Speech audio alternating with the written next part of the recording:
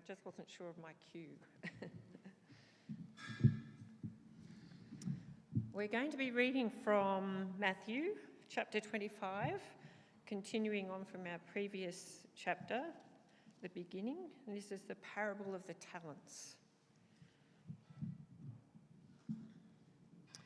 Again, it will be like a man going on a journey who called his servants and entrusted his property to them. To one, he gave 5 talents of money, to another 2 talents, and to another 1 talent, each according to his ability. Then he went on his journey. The man who had received 5 talents went at once and put his money to work and gained 5 more. So also the one with 2 talents gained 2 more.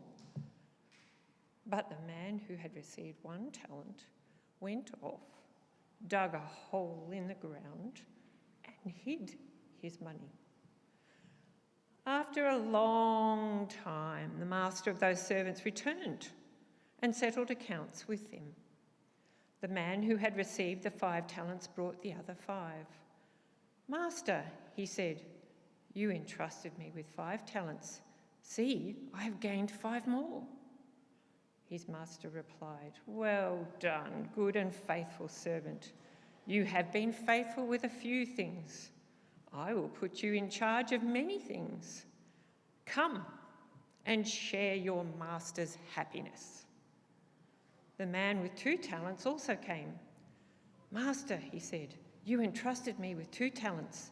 See, I have gained 2 more." His master replied, "Well done, good and faithful servant. You have been faithful with a few things. I will put you in charge of many things. Come and share your master's happiness." Then the man who had received 1 talent came. "Master," he said, I knew that you were a hard man, harvesting where you have not sown and gathering where you have not scattered seed. So I was afraid and went out and hid your talent in the ground. See, here is what belongs to you." His master replied, "You wicked, lazy servant. So you knew that I harvest where I have not sown and gather where I have not scattered seed. Well then, you should have put my money on deposit with the bankers, so that when I returned, I would have received it back with interest. Take the talent from him and give it to the one who has 10 talents. For everyone who has will be given more, and he will have an abundance. Whoever does not have, even what he has will be taken from him. And throw that worthless servant outside into the darkness, where there will be weeping and gnashing of teeth."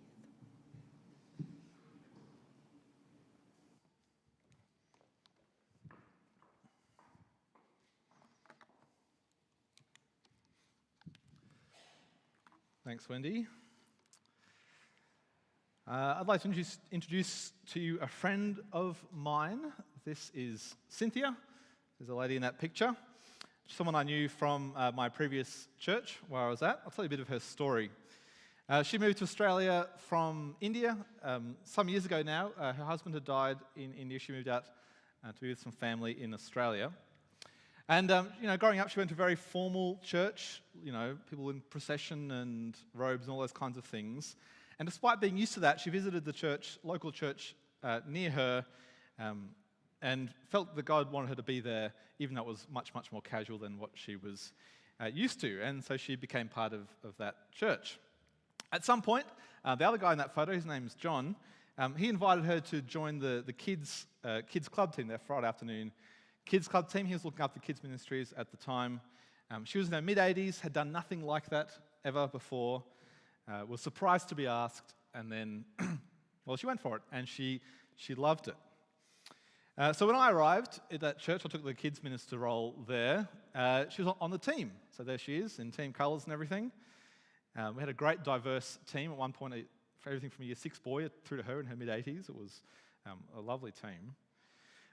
And she was on that team, and she was great with the kids who were a bit quiet, and she just really loved us well. She would often remind me that she had a grandson my age, and great-grandchildren the ages of the kids that we were caring for.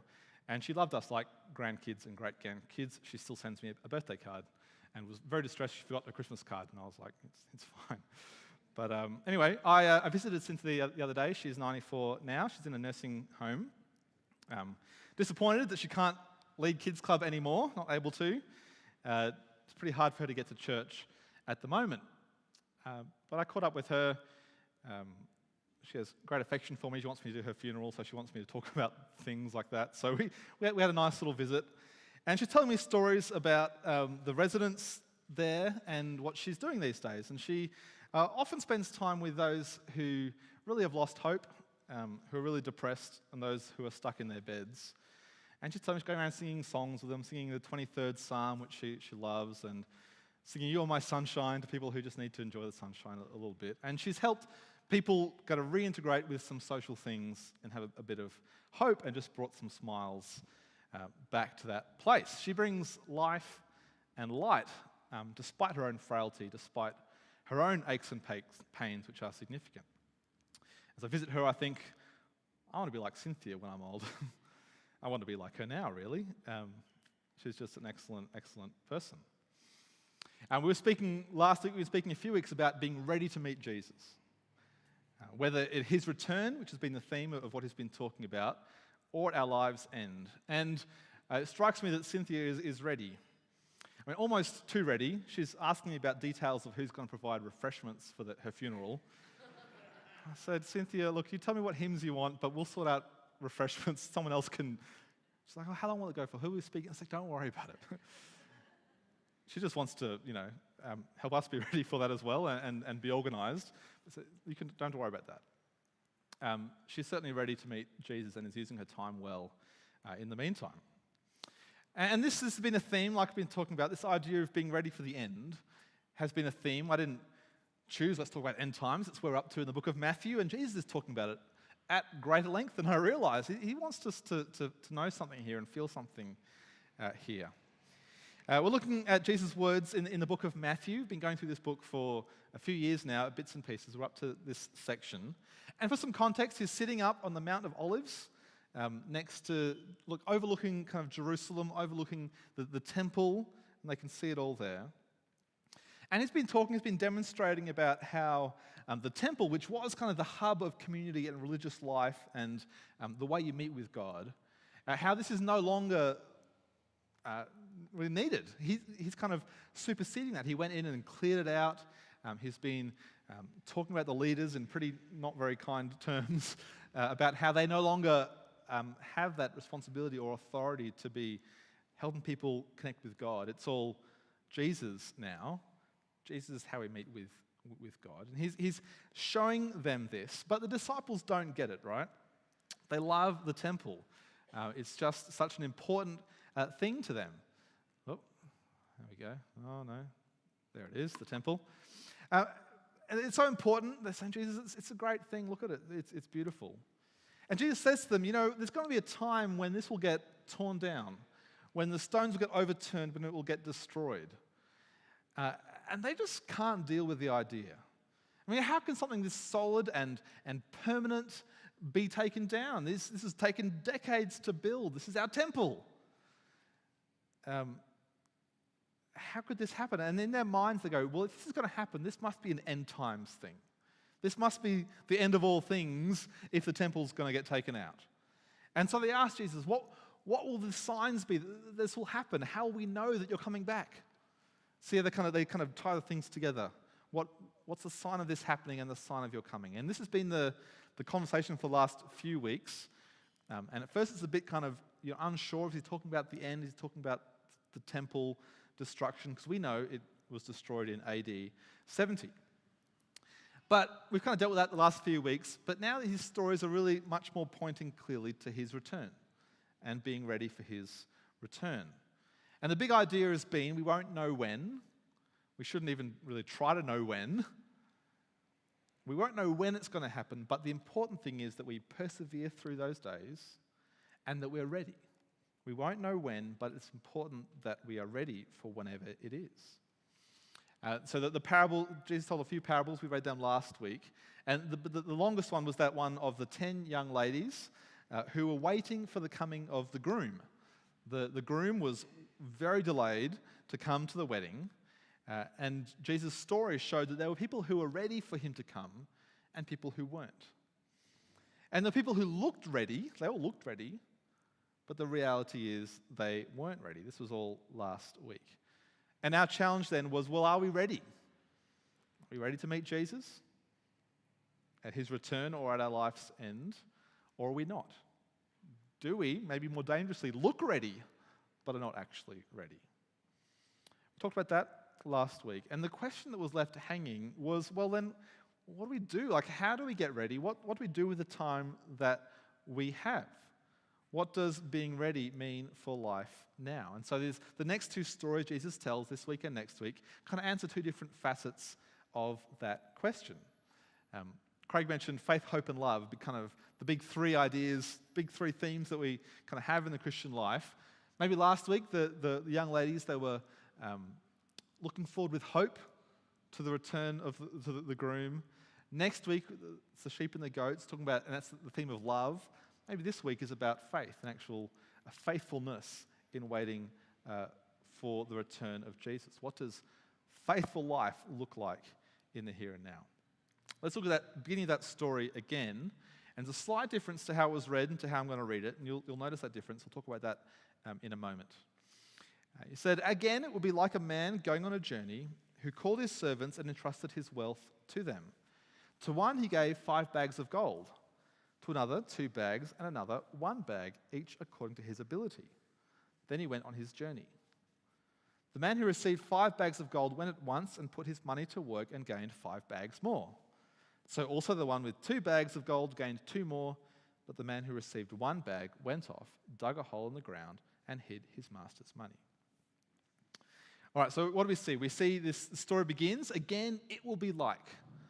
Now, what's the it? Well, the previous story says the kingdom of heaven will be like 10 virgins who are waiting for the groom and all that, So what is it? It is the kingdom of heaven. The kingdom of heaven, again, it will be like a man going on a journey. So basically what we're saying is this is the same story told a different way. The same thing. What will it be like in the kingdom of Jesus, the kingdom of heaven?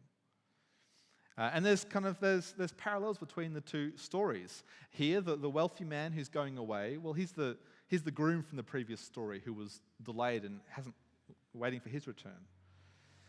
The servants in this story are like the bridesmaids from the previous story. They're the people of God. They're you and me waiting for the return of Jesus. And despite them being called servants, it's not like a lowly. We think of servants as being a kind of a lowly position. Here they have great responsibility, great trusts. They're called to be stewards of great wealth.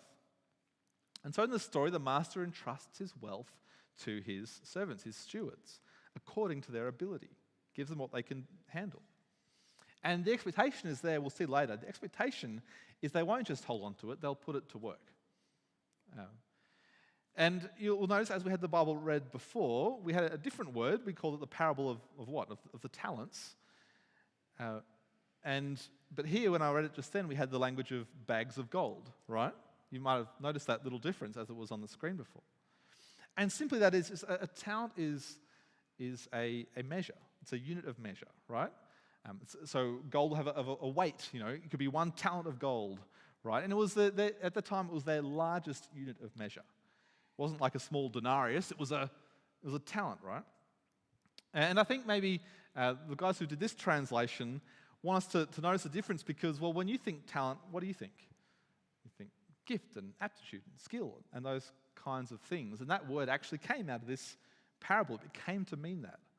But I just want to kind of draw us back and go, well, he's just actually talking about investment. He's given this money to these people.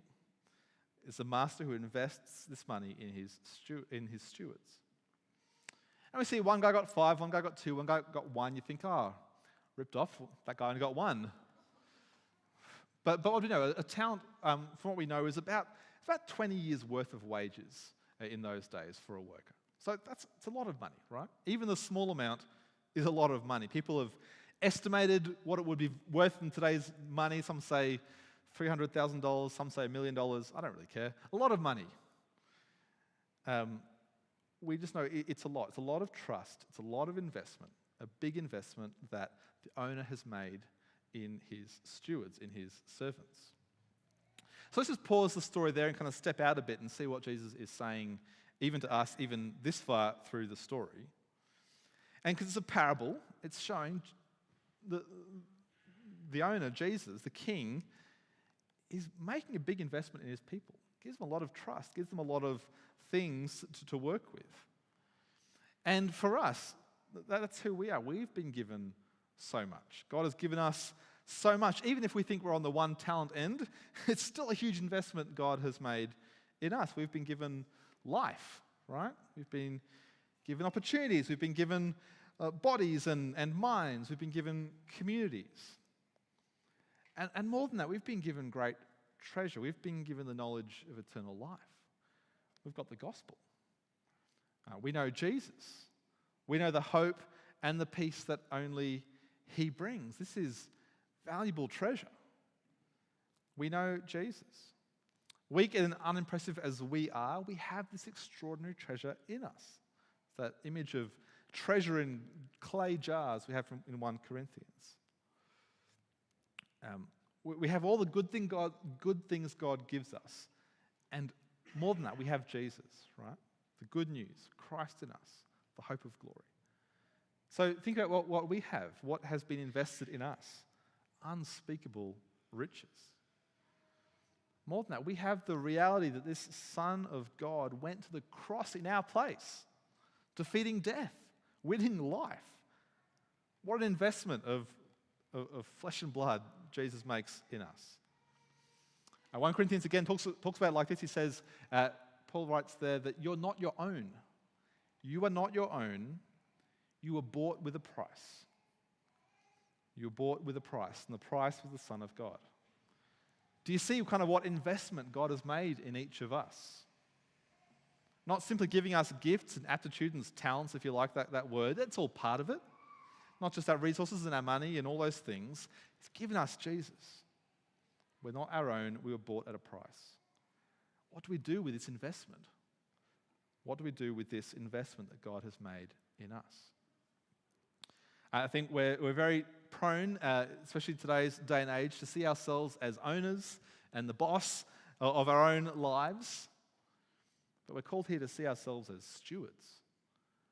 Do we see every good thing coming from God's hand, not from my own? How much is He invested in me? And so in this story, we see that Jesus has invested in His people in a big way, life and death kind of investment, high stakes investment. And the story shows us that He calls us to be involved in the same kind of work, to be part of His work, to be part of His investment program, so to speak, to be faithful with what He has given us.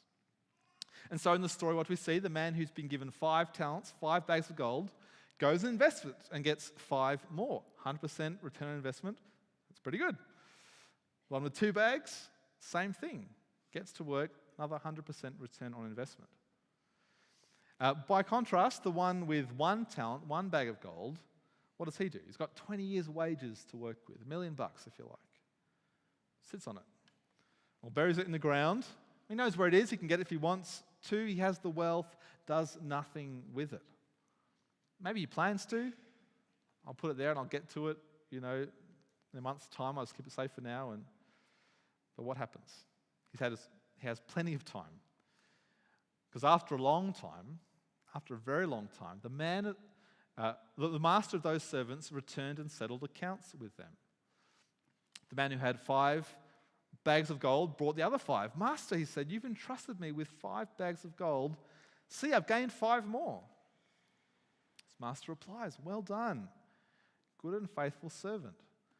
You've been faithful with a few things. I'll put you in charge of many things. Come and share your master's happiness.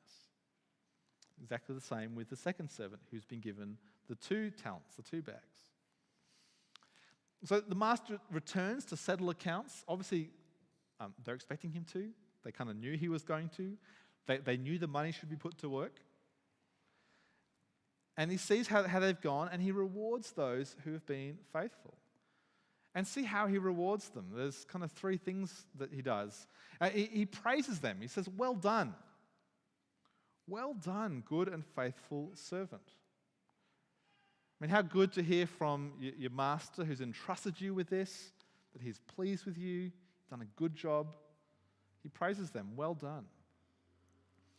And he rewards them with more responsibility. You've done good work, you're going to keep doing good work. You've done good work, you'll keep doing good work, you'll have responsibility. We don't have time to dig too far here, but this is one of those clues we have about the kingdom of God and the new creation that Jesus will bring in when he returns. It won't be a place of sitting on clouds and playing harps and eating Ferrero Rochers, or whatever the ad might be. There'll be responsibility, there'll be things to do. You'll be entrusted based on what you've been able to do in the here and now. It's just one of those kind of glimpses we have, as much as we don't know what it looks like. It's one of those clues. He rewards with praise, he rewards with responsibility, and this one's a bit unexpected. Maybe you'd expect the first two from maybe a human boss, good job, I'm going to give you a promotion. But here he says, come and share your master's happiness. Come and share your master's happiness. They're rewarded with joy and with satisfaction and a relational sharing with their master and what he has and the good that he is and that he brings. I mean, what reward for wise investment? The praise of the master, responsibility, and just welcome into the happiness and the joy of the master. And this is just from taking responsibility with the treasure that we've been entrusted with. Now, it'd be lovely, right, if the story just finished there. Great, good story. If that was all the motivation that we needed, this view of blessing and reward and joy, what a motivation to just do the best we can with what God has given us. And we've been given so many good things. Isn't that just a beautiful thing? Well done. Come and share your master's happiness. Jesus doesn't end the story there and obviously thinks that it's really important that we see the stakes of this investment too. He keeps the story going. Then the man who received 1 bag of gold came. Master, he said, I knew you were a hard man, harvesting where you've not sown and gathering where you haven't scattered seed. So I was afraid and went out and hid your gold in the ground. See, here is what belongs to you. His master replies, you wicked, lazy servant. See, you knew that I harvest where I have not sown and gather where I have not scattered seed. Well, then you should have put my money on deposit with the bankers so that when I returned, you would have received it back with interest. So take the bag of gold from him, give it to the one who has 10 bags. For whoever has will be given more, and they will have an abundance. Whoever does not have, even what they have will be taken from them. And throw that worthless servant outside into the darkness, where there'll be weeping and gnashing of teeth. So the last man, he comes, he's making excuses. Perhaps at some level, he doesn't really understand who this master is. He hasn't got to know what he wants and who he is, and he doesn't understand the investment that's been made in him. What's his view of the master? Oh, you're a hard man. What's his view of the work? Well, it's your work. You invest and you reap where you haven't sown. That's not my work.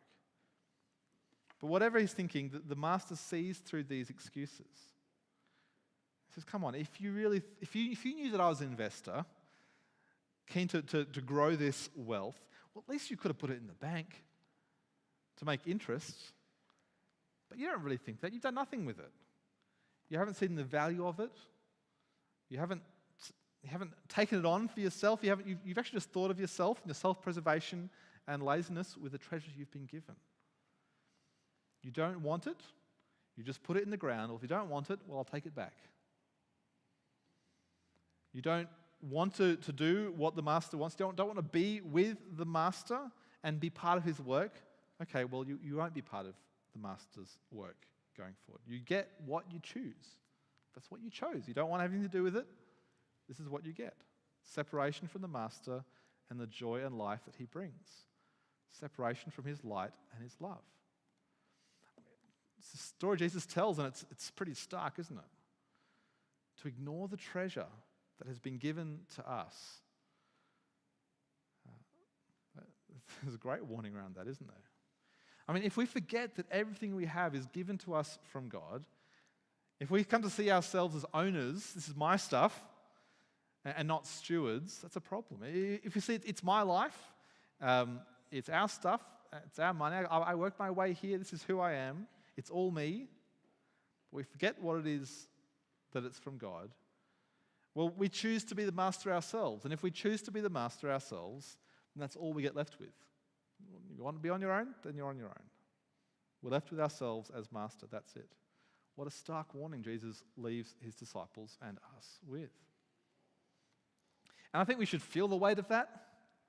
It's a warning. What do we do with what God has given us? Do we know that it's a gift? What are we doing with the life he's given us and our energy and our money and our time? I mean, are we in the business of spending it or holding on to it? Living in fear of losing it, burying it in the ground, so to speak? Or do we get to be part of the master's business that he calls us to, the family business, the investment business, if you like? The business where we see what it is we've been given, the absolute wealth, and using it for good, to create more of that kind of wealth. And this is not just money. It's not just about go invest all the money you got or whatever, or give it to the church. That's not what we're saying. But it's everything we have, right? Including our money, everything. Even more than the kind of the physical gifts that we have, even more than that, it's what I was talking about before. It's the treasure we have of knowing Jesus. The treasure of the life that he brings, this Christ in you, the hope of glory, this treasure in jars of clay. Are we investing that knowledge and that treasure and that security we have to help other people enjoy this too, enjoy this treasure as well? What will we say to Jesus when we need to settle accounts? What will he say to us? Will he say, "Well done, good and faithful servant, come and join your master's happiness"? Now, we don't know for each other what that looks like. I mean, we see great examples of this. I mean, I chose Cynthia, who's not in our church, to kind of point to as one of these examples. There's plenty of stories within us. I don't want to embarrass people here, but I think of Cynthia, she's got very little left physically, materially. But in that nursing home, she's brimming with wealth, isn't she? The hope she has in her master, she's investing what she's got where she is. That's so encouraging. Now, as I say this, you might be encouraged. You might be thinking, God's given me so much, and I'm really blessed in how I can give it to others and work with that. But I imagine that among us is also a feeling that, maybe I haven't been investing the way I should have been, what God has given me. Maybe I haven't. Maybe we know that time and time again we've kind of squandered what we've been given. We've held tightly and said, "No, this fits mine. You can't have it. This is mine." I mean, I want to say to you that I'm in that boat with you firmly. You know, this is kind of narrative of ministers and missionaries giving up everything, all the good things for the sake of the gospel, and as if that's the pinnacle. That's not true for me. There's so much that's good and enjoyable about the life I get to live in this. Some good things, hard things, just like you as well. But I know for myself, plenty of opportunities I haven't taken. Plenty of times when I haven't done what God's put in front of me. Plenty of times I've held too tight to what I think is mine. I don't make the most of what God has given me, and I imagine that you're in that boat with me too. But here's the great thing, right? Jesus doesn't say, go be the best investor you can with what I've given, and your performance alone will save or condemn you, because, part of it is we can see that we can't do it, really. Because the reality is there's only one person who was completely faithful with what they had, right? There's only one person who was perfectly obedient, who didn't hold on to the riches of his glory as if they were his own, only one who laid them down in service of us. There's only one true and good and faithful servant, right? It's Jesus. And so if we could make it on our own, he wouldn't have then gone to the cross, would he? But on the cross, he deals with our unfaithfulness. On the cross, he deals with our excuses. On the cross, he deals with our laziness and our failures. He died for all of that, right? And it's kind of in that we have freedom. It's kind of in that freedom, in that life, that we can now live as he's called us to. Like I said, Jesus on the cross is part of this treasure that we have. It's a bit of a circular logic, but Jesus on the cross is the treasure that he gives us. This treasure of knowing that it's not all up to us, but Jesus has got it, right? Knowing this is actually the power we have, the ability we have not to grasp our treasure and put it in the ground and hold it for ourselves. Because Jesus goes to the cross, because he dies in our place, because he wins us life, that's how we know we don't need to just hold and grab and keep for ourselves. It's the freedom that we have to live like these servants, to invest what we've got, to give it away, to have great kingdom benefit from the gifts that we've been given. See, it's Jesus on the cross that says to you and me, you're not your own, you're bought at a price. That's the price. Jesus on the cross says, you're not your own, you're bought at a price. Everything you have is a gift from God. And it's in that freedom, right? It's in that freedom that we can then live like these faithful servants. In the freedom we can invest our time and our talents, our gifts, our lives, our energy, our time, our money, our relationships. It's in this freedom that we can pour ourselves out for the good of others, for the growth of the kingdom, just as Jesus poured himself out for you and for me. And it's this freedom that means that the return of Jesus isn't a scary thing for us. When the accounts are settled, we don't have to stand there by ourselves and say, look, I did more good than bad, at least I'm better than those guys, or whatever. No, when we stand before God, Jesus stands with us. And the commendation that he gets, well done, good and faithful servant, we share in that. As we share in his death, we share in his life. We share in that commendation, we share in that joy. Because of Jesus, God can say to us, well done, good and faithful servant, come and enter your master's happiness. It's how we prepare for the return of Jesus, by being with Jesus, and in that freedom, living as he calls us to live. Let's pray. Father, so often we kind of get it backwards. We think, I've got to do the good things, and so that I'll be good enough for you or for life or for heaven or however we want to think about it. But help us to see that the treasure we have, this great investment you've made in us, is the fact that we can't do it ourselves and that Jesus has done it for us. Thank you for Jesus on the cross, which shows us that we're not our own, that we've been bought at a price. Thank you for Jesus risen from the grave, which shows us that death is not the end, but with him we can have the hope of life in the kingdom. And so, Father, I pray that you'd help us to use the time we have now, not to earn our way into your kingdom, but as a response of the gift that you've given us. May we be great investors of the good that you've given us.